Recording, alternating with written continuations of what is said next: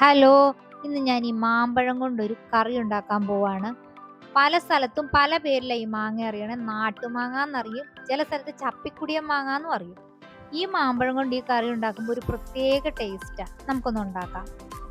അതിനായിട്ട് ആദ്യം നമ്മൾ കുറച്ച് മാങ്ങ എടുത്തൊരു പാനിലേക്ക് ഇടുക.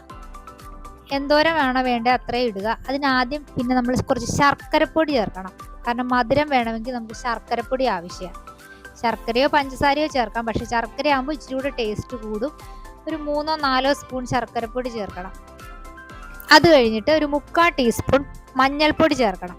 മഞ്ഞൾപ്പൊടി 1/2 ടീസ്പൂൺ മുളക് പൊടിയും ചേർത്ത് നമ്മളത് മൂടത്തക്ക രീതിയിൽ വെള്ളം ഒഴിച്ചിട്ട് ഒന്ന് അടച്ചു വെച്ച് വേവിക്കണം. 2 പച്ചമുളകും കൂടി ചേർക്കണം നിർബന്ധമൊന്നുമില്ല, എന്നാലും ചേർക്കുന്നതായിരിക്കും നല്ലത്.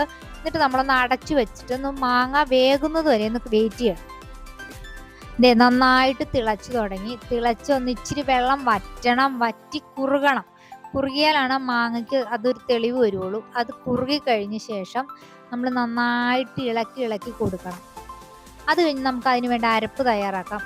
അതിനായിട്ട് തേങ്ങ നമ്മൾ നന്നായിട്ടൊന്ന് അരച്ചെടുക്കണം. തേങ്ങ മാത്രം പോരാ, തേങ്ങയുടെ കൂടെ അല്പം ജീരകവും ചേർക്കണം, പച്ചക്കടുകും ചേർത്ത് നന്നായിട്ട് ഒന്ന് അരച്ചെടുക്കണം.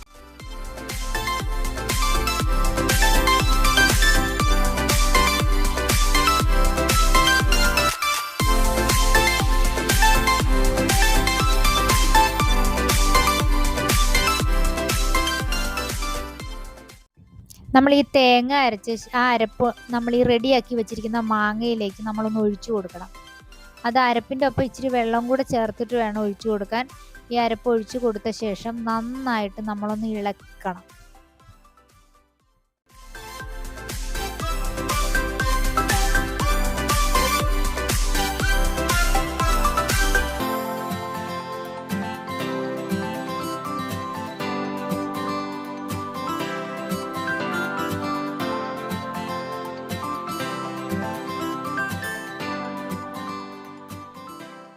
അടുത്തായിട്ട് നമുക്ക് കടുക് താളിക്കണം.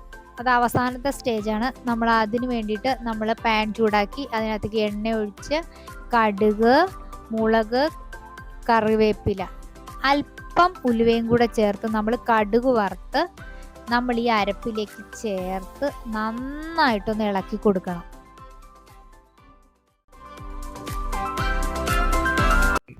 ഇനി അധികമൊന്നുമില്ല. അതേ നമ്മുടെ കറി ഇവിടെ റെഡി ആയി കഴിഞ്ഞു. പെട്ടെന്ന് തന്നെ ഉണ്ടാക്കിയെടുക്കാം, വലിയ ബുദ്ധിമുട്ടൊന്നും ഉണ്ടാവില്ല. എന്നാൽ നല്ല മധുരമുള്ളൊരു മധുരക്കറി, പിള്ളേർക്കൊക്കെ ഒരുപാട് ഇഷ്ടപ്പെടുന്ന ഒരു കറി കൂടിയാണിത്.